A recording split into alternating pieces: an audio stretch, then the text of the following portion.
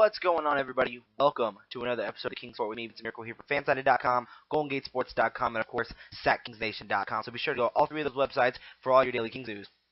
Now, I'm going to get a little house cleaning out of the way here, guys. Eli will not be joining me on the show today. As much as I know all of you guys actually did want him on, you guys have really enjoyed what he's brought to the show, the kind of insight that he's been bringing about the Kings and about players that the Kings are coming in, especially about Darren Collison. I got a lot of rave reviews about Eli, about what his thoughts on Darren Collison and the Isaiah Thomas situation, which, there's another situation with Isaiah Thomas now, which we'll be getting into later by him being traded now to the Phoenix Suns. And, the next thing I want to tell you guys from house cleaning is, if you missed the pregame episode, which I did before the Kings versus NBA D-League Select team on Monday, the Kings court, starting with this episode that you're watching right now, as you can tell from the intro, is now having a video editor. His name is Marley. You guys will be meeting him very, very soon. He's gonna join the show every once in a while. Give his take on the team as well. But this guy is crafty with computer, and he emailed me at sknarticles@gmail.com, and he was like, "Hey, I found your show on YouTube. I love what you guys are doing. I think you guys need a video editor. I think I can elevate your guys' videos." And I was like, all right, let's give him a shot. If he's reaching out and he's saying that he loves the Kings and he thinks he can elevate this team to the next, or elevate these videos to the next level, I'm like, let's give it a try. So I gave him one of the old Versus episodes that me and Ryan did. Ryan, how's it going, man? Nice shout out to you right there. But yeah, I gave him a video to work on, and he blew my expectations away right out of the water. So I wanted to welcome Marley here. You guys are probably seeing all the effects that he's doing right now with that intro. I think he's gonna do even better as soon as the more me and him start getting closer with the connection, and this is just our first episode together with it. I think that this show is gonna be turning into something special. So yeah, you guys, let me know what you guys think of this new video and how Marley's edits are and what you guys think about it and things like that. So yeah, I'm still gonna try and condense it into that whole 20 to 25 minute period as well. So I've noticed that every time he goes near that 30-minute mark, it's hard to get a lot of you guys to come view it. So I'm gonna try and keep it as low in time as possible. And at the end of this video, we will be having a tribute video for Isaiah Thomas, because that's the first thing we're going to get into today. And we will get into the D-League game, or the Summer League game against the D-League Select team that happened just yesterday, Monday, July 14th. And so let's talk about Isaiah Thomas. That's one of the craziest things that's happened out here for Sacramento, is the Sacramento Kings have agreed to do a sign and trade deal that has already been official now.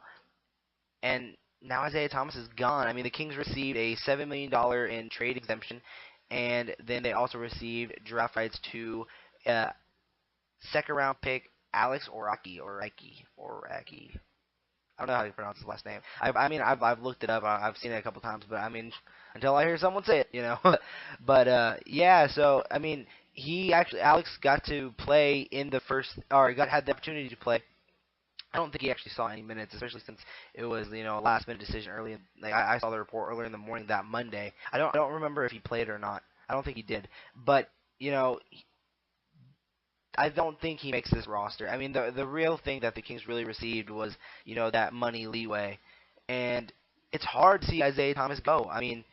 He brought, that passion, that skill set of scoring the basketball, something that this Kings team needed desperately last year. Yeah, don't get me wrong, Kings, again, I've said it countless times, they had three players who scored in 20 points. Three players that do it. They had Isaiah Thomas, Marcus Cousins, and Rudy Gay do it. That's crazy good. But again, it was on a 28-win team, and I'm telling you, for a guy who it was like Pete D'Alessandro, analytics is everything. And when you're on a 28-win team, and it's time to see if there's something new out there. And I think that's the only reason why the Kings were ready to make that separation. And I really think that's also why Isaiah Thomas was ready for the separation. He knew that the organization was moving in separate ways, but for what the Kings lost. What they offered Isaiah Thomas was only $1 million, like $1.4 million shorter than what he was actually going to get. So that specifically tells you that this was literally just a money move. So the Phoenix Suns got more talent on their depth chart at that point guard position for such a bargain, and for the Kings not to match that offer of, I believe, $6 million a year, a little over $6 million a year, I think is just crazy.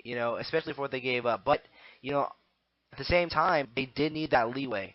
They did need a little bit of extra money to make a trade. And for those who don't know what a $7 million trade exemption is, it is basically money that can be used in another deal. Now they cannot use the $7 million in free agency. It's not like they can go, hey, say, hey, I have the $7 million from this trade exemption, and I can go use it on signing another free agent. No, it has to be used in another trade, and it could be packaged with someone, let's say like a Jason Thompson, and it could bring in someone who is either going to, it has to be less than or matching that offer of kind of that $7 million exemption, and then you can just throw in Jason Thompson, but you can't be over that limit right there. So that is kind of why they did it. I think that this Kings team and Pete Alessandro and that front office is still looking for making another move. And actually, he said it during his his meeting or his kind of press conference that he did about talking about Isaiah Thomas, and you can look it up on YouTube on the Sacramento Kings YouTube channel that you know it was literally just a business decision, and of course I'm paraphrasing, but he said this is literally just a business decision. It was a very hard decision for him to make, and that they're probably going to be doing another move here before training camp. So I mean, I'm expecting something else. I know they're not finished, but what are they going for next? I still think Jason Thompson's on that trading block. What they get for him is the question. But yeah, that's literally the question is what is next? Kind of like Eli said in that last episode that he was in, is just Darren Collison is nice pickup, but what is next? Now, I think that maybe Collison will not be the starter. Although Ray McCallum did show some nice talent in that game against the D-League Select team, which I'll get into in just a little bit. But yeah, so if those who didn't know, that's what the 7 million trade exemption is. It's basically they have to use it. They can match an offer to a or match a contract of one of the players that they're trading for, and yet they can still also package a deal together with like a player like Jason Thompson. It just gives them more leeway to sign a more expensive player, to say the least. So yeah, that's kind of what they're going through with Isaiah Thomas. I think it was literally just a money move, and that's all they were going for. I'm going to miss Isaiah Thomas, the pizza guy, IT, whatever you guys want to call him, Nate Robinson 2.0. I think he's going to do great in that Phoenix Suns offense, mainly because they love to shoot. They need more scores. I mean, yes, they have, I believe, Daryl Green and Eric Bledsoe, Goran Dragic, Tyler Ennis is still there. I mean, they have such a package full of offensive point guards and distributing point guards now with Dragic and Tyler Ennis. I think that's like a good mentor for Ennis is someone like Dragic, and it's going to be interesting to see because I think Isaiah Thomas is going to be in the run for Sixth Man of the Year next year. Definitely is going to be, and I also think the Phoenix Suns picked up Isaiah Thomas mainly due to the fact because they're worried that Eric Bledsoe could get injured again. So I think that they're looking at Isaiah Thomas not only as their super sub, but also as that relief if Eric Bledsoe gets injured. Because I think they're gonna match any offer that Eric Bledsoe gets. I haven't seen any reports that Bledsoe has made a deal with the Suns just yet. But yeah, that's my take on Isaiah Thomas and the sign and trade deal that happened. Let me leave your comments in the comment section below. I mean, are you guys okay with this deal of getting this extra money to use in a trade? It's not like they're going to use it in a free agency, but this trade exemption that they have, it kind of gives them a little bit more leeway to go after a more expensive type of player in a trade and possibly still, lose more money if they can package it in with Jason Thompson. Let me know what you guys think. Leave your comments in the comment section below. Also leave your best Isaiah Thomas moment in the comment section below. I want to know what you guys' his favorite Isaiah Thomas moment was, and maybe it's the same as mine. Mine is actually in the All-Star weekend when he put on a show in that rookie sophomore game. I thought that was an amazing game. I thought he was going off, and I think we actually have highlights of it in the tribute video that you'll be seeing at the end of this video as well. So topic number 2 is Darren Collison is now officially a Sacramento King. I kind of just want to retouch on it just a little bit more. You lost some talent now. I mean, Isaiah Thomas to Darren Collison, the talent is now it's been lowered at that point guard position. Now, what you gain is someone who has a ton of experience both in the playoffs and learning behind a very smart and hands down probably the best point guard in the NBA today, and that's Chris Paul. And that's who Darren Collison's been behind both in New Orleans and with the Clippers last year or this past season. And even when he was with the Clippers this past season, he ran the team very, very well. I get into an argument with one of my buddies all the time, and he tells me, Darren Collison can run a team. He can run a team very, very well. I mean, look what he did with the Clippers last year. I argue that a lot of it had to do with Blake Griffin, and that's my opinion. But I still think what Darren Collison brings to the table, unlike Isaiah Thomas, is that defensive effort. And that's literally it. I think they still have that. He's not a distributing point guard. I don't know where the people get that idea of Darren Collison is a pass pass first point guard.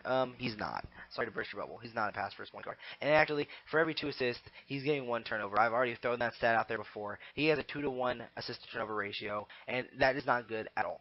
So, you're getting that same exact player who's just less of a scorer. Maybe he elevates his game this year as a starter once again. He's been riding the bench the last few years again because he's been behind Chris Paul, both in Los Angeles and in New Orleans. He was in Indiana, he was a starter there, and I believe he actually took them to the playoffs a couple times while he was with Indiana. So I mean, he has the experience as a starter. My expectations for him is I want to see him average, at least Isaiah Thomas's 6 assists a game, and I don't want to see him score 20 points a game. I don't. I want to see him get maybe 13, 15 points a game. That's the ballpark I want to see. I want to have DeMarcus Cousins and Rudy Gay running the offense. If they have to get 20 points a game, or not even that, maybe 25 for Cousins, 18 for Rudy. I can see maybe 14 for Stauskas, and I'll get on to Stauskas and Macklemore's game as well because I mean, there's so many positives I have to go on from the D-League Select versus Kings game that happened just yesterday. But it's one of those things where I'm waiting and seeing to see what he's gonna bring, and I think that I want to see what's next for Sacramento because I just don't know what direction they're going in right now. I think you lose a lot of talent, and Pete Alessandro has continuously said that this team's in a rebuilding stage and you need to keep talent on your team. And now you just lost talent for $1 million over what you were actually going to want to pay. Now, I'm not a millionaire, and that's easy for me to say, but it's just $1 million, and it's not like it's, pushing you up even closer to the cap than you already are. For that $1 million, you would have a 20-point scorer who will get you 6 assists a game, bring you that hustle, that stuff that doesn't show up on a stat sheet. And that's just those intangibles that Isaiah Thomas brings, and I think he's going to be missed. And I think Darren Collison has, a lot of weight on his shoulders from not just me, but I think from the Kings, fan base. And I don't know what you guys think. Leave your comments in the comment section below. I mean, do you put pressure on Darren Collison to be at least getting 6 assists a game, and bringing something that Isaiah Thomas didn't? Because I think the Kings they lost talent with Darren Collison. I mean, for $1 million less, and I don't even care if Isaiah Thomas was a 6 and Collison was your starter. I mean, have Isaiah Thomas be your super sub. It's not who starts the game; it's about who finishes. But let's move on to the final topic here before we get into fan questions, and that is Sacramento Kings did go up against the NBA D-League Select team in Summer League yesterday, Monday, July 14th, and that was probably the most efficient game this Kings team has played in this entire Summer League. You had Ben McLemore going off for 18. You had Stauskas only missing 2 shots the entire game. I believe he went 6 for 8 for 14 points as I pull up the stat sheet here. So let me give you the biggest stat sheets of the game between the starters right here, and that's between Nick Stauskas, Quincy Acee, Derek Williams, who I'm going to get on as well, and Ben McLemore. Stauskas finishes with 15 points on 6 for 8 shooting. What I liked about Stauskas' game, and this is what I'm going to do for each player, what I liked about Stauskas' game this time around is he was aggressive with his jump shot. He is a shooter. He needs to shoot the basketball, and I feel like his first 2 games in the Summer League, he was trying to prove his versatility on offense, that yes, I can get to the basket, and yes, I do have a very nice handle, and he was trying to put that on showcase. I think he did. I really think he did, but I've really enjoyed watching him shoot that basketball. I mean, he took a total of 8 shots, and 4 of those shots were from deep. And you know how many he made from deep? 3. He went 75% from three-point range. So that was a very nice thing to see. I think that just builds confidence for when they're going to start moving forward in the Summer League competition and hopefully into training camp and hopefully into the season. Where, I mean, don't get twisted, guys. He is going to struggle, at times of the season. That's just a rookie thing. Rookies are gonna struggle, but I really liked his aggressiveness against the NBA D-League Select team this time in the Summer League game just yesterday. The next player who you have to talk about, and he has been consistent basically through this entire Summer League, and that's Quincy Acee. He scores 14 points on 4-7 shooting. He did not take a three-pointer this time, which is good. He goes 6 of 7 from the free throw line, and he grabs 7 boards. He has been the most efficient player. Whether the previous game against the Charlotte Hornets, he did not shoot well, but he still got to double digits because why? He's getting to the free throw line because he's attacking, and he's doing a very good job of keeping his motor going, and that's one thing Quincy Acee will always bring. I think he's going to be a nice piece to this Kings team down the road as just an energy guy. He is not a starter. For those who keep arguing with me, he's going to be the starter come opening night. I don't see that, but I see him being a nice role player off the bench, and that's fine. I mean, the Kings have a depth, too many power forwards on this team with Jason Thompson, Carl Landry, Reggie Evans, possibly Derek Williams, and then also Quincy Acee. But what Acee's doing in this in this summer league right now is proving that all he really needs to do is be, consistent through the entire 40 minutes for summer league, 48 minutes for an entire game. I want to see what he does. I can't wait to see what he can do come opening night. I think he's proven that he stepped his game up, and his jump shot is starting to fall a little bit. I'm starting to like that too. But don't, like I said in the pregame show prior to Monday's game, was don't become that Josh Smith type player, Quincy Acey, where you're gonna start hooking up shots. Which why I was glad to see you did not take any 3-pointers. And that's the only thing I really have. I love his motor. I really like Quincy Acey. The next player I want to get into, Derek Williams. Finally, he hit shots. He shot 60% of the game. He went 6 for 10. He scored 17 points. He didn't miss a free throw. I'm trying to see how many rebounds he got. He only got, 6 rebounds. Yeah, that's all. So, that's sarcastic, by the way. But, yeah, so Derek Williams finally put together a really good game. I put him as one of the key matchups to watch in that game, mainly because he struggled the first 2 games. And he needed a game where his confidence is going to start going back up. And this is one of those years for Derek Williams where it's the final year of his contract. I believe he's a restricted free agent, but, he's playing for money now. And whether that be he does a J.R. Smith thing where he was great when it was time to play for money, and then that next year, which was this year for J.R. Smith, he just continuously struggled. Derek Williams, I think, needs to start elevating his game, and I talked about it on the pregame show as well, that he needs to find his niche, and I really want to see, what that niche is going to be. And I think it's going to have to be just pure hustle. He does not have a great jump shot. He is trying to develop a back-to-basket game. I think he can use it against certain type of players when he gets the mismatch. But I mean, he has the athleticism to rebound a basketball, but he's not a great rebounder. I think his is just gonna have to be hustle. I really think he's gonna have to learn to buy into it on the defensive end of the floor. And I'm worried that for him that he might actually turn into a Marshawn Brooks situation where Marshawn Brooks is not on a team, but he's on the summer league team for the Kings right now. But he's a free agent and he's trying to make a roster spot. And I think that with Derek Williams' time in Minnesota under Coach Rick Adelman, now here with Coach Malone, I think he's starting to get a little worried. He's going to start throwing red flags at other teams. I don't think he'll actually make it to that Marshawn Brooks stage, but I think he's going to be one of those players that teams get, and he just rides the bench. If he doesn't start elevating his game, which I hope he does. I think he has the talent to be something special. It's just, I mean, he's still young too. I believe he's like 23, 22 years old. So he just has to learn to put it together, and I want to see what he can do. I think this is a great game for him to start elevating his game on. And lastly, I want to get on to him because I've been hard on Ben McLemore for a little while now. McLemore finally gets a good game going. He gets 18 points on 70% shooting, on 7 to 10 shooting, and excuse me, and also takes 4 threes in the game. He hits 75% of them. His shot was on today. He was making a shot. And I think that's what he needed. I think he needed to see the ball go in the basket. I think that's literally the only thing he needed was to see that ball go in the basket. And hopefully he can build off of this. But, I still want to see him attack. I still want to see him dribble. I haven't been wowed by anything. I mean, we know he can shoot. We saw what he did against Phoenix in the last game of the season. We know he can score points. He can score in bunches. He's a streaky scorer. But I want to see more. And I'm getting it a little bit here and there. Don't get me wrong. I mean, he's getting to the free throw line. He's not afraid to attack, but there's a difference between not being afraid to attack, or not being afraid to attack, and being able to attack. And he's not afraid to attack the basket, especially with that athleticism, but he doesn't have the handles yet to attack the basket, and he has improved just a little bit. I mean, I don't think he's improved a lot in that aspect of his game.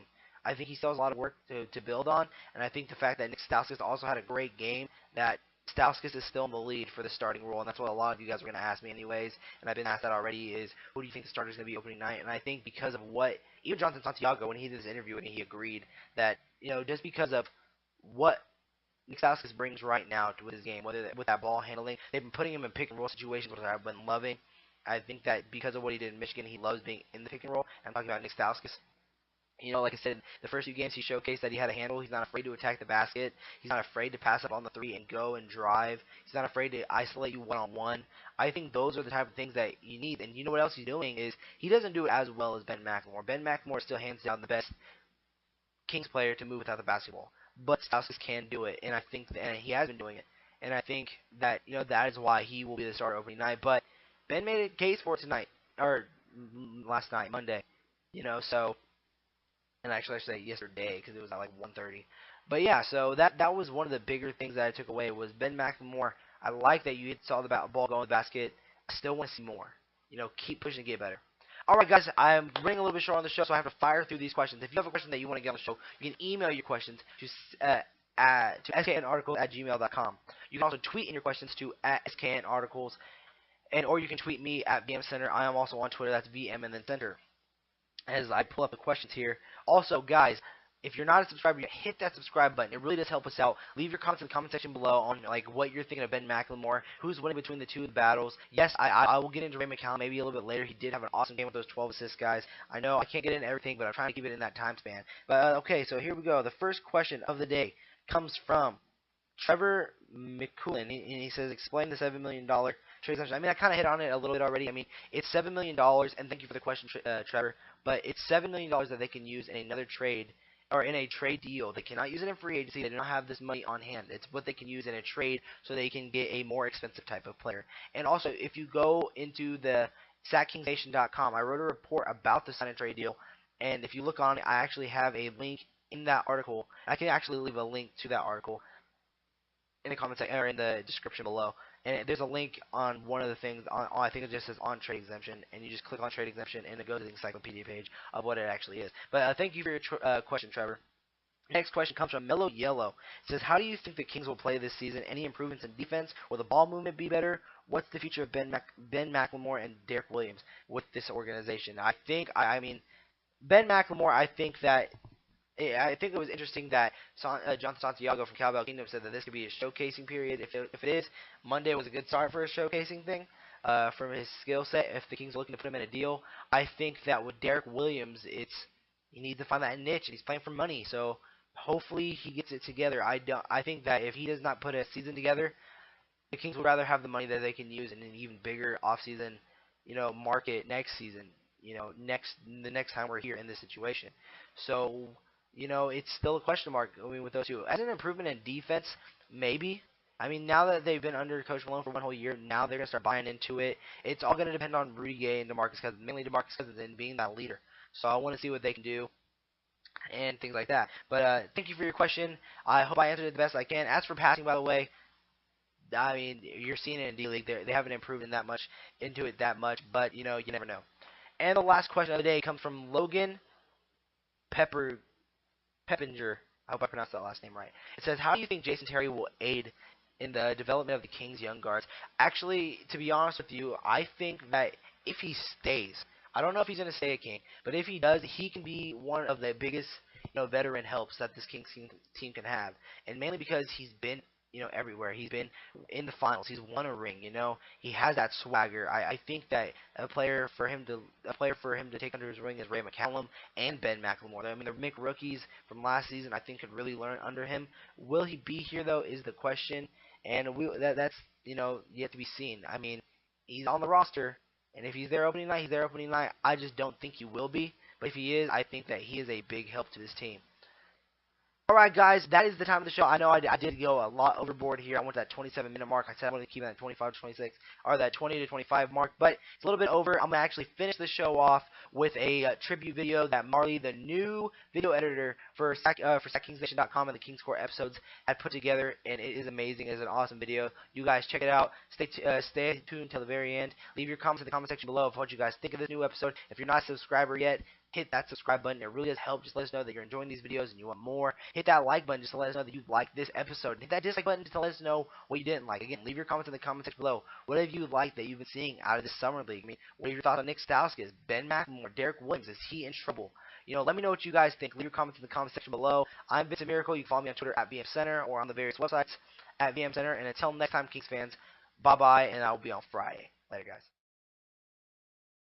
With the 60th pick in the 2011 NBA Draft, the Sacramento Kings select Isaiah Thomas.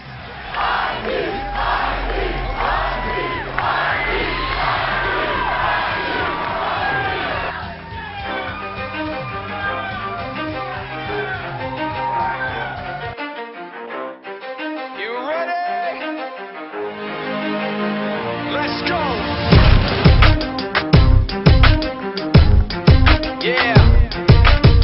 For those of you that want to know what we're all about, it's like this, y'all. This is 10% luck, 20% skill, 15% confidence.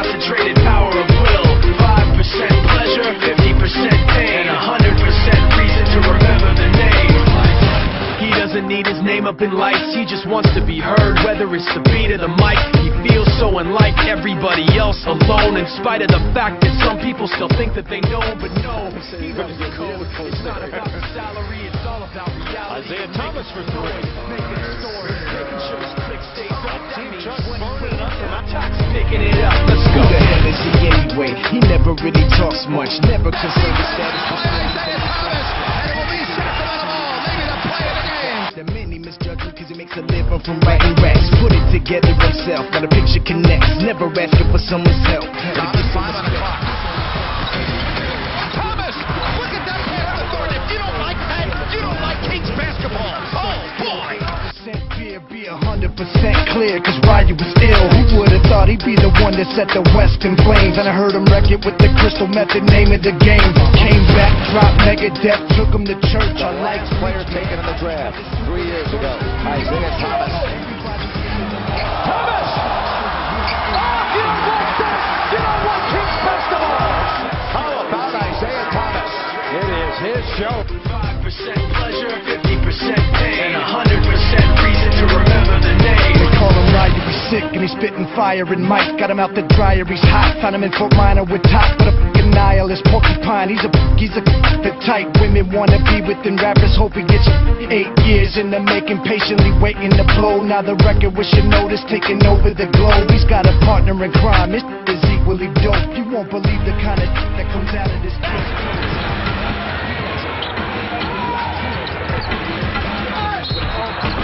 And Isaiah does it again. A chance for a three-point play. Take here by the doesn't get the three-pointer off. Well, there's the hustle. How about that? Gets you a 4-point, maybe a 5-point play. That's all the hustling Husky. I'm telling you, if you don't like watching this guy play, my goodness, you just don't Nobody like really knows how or why he works so hard. It seems like he's never got time because he writes every note, he writes every line, and I've seen him at work when that like goes on in his mind. It's like No mistake about it. Isaiah has scored 28. He has made 7 threes, and they're quiet here in Oakland.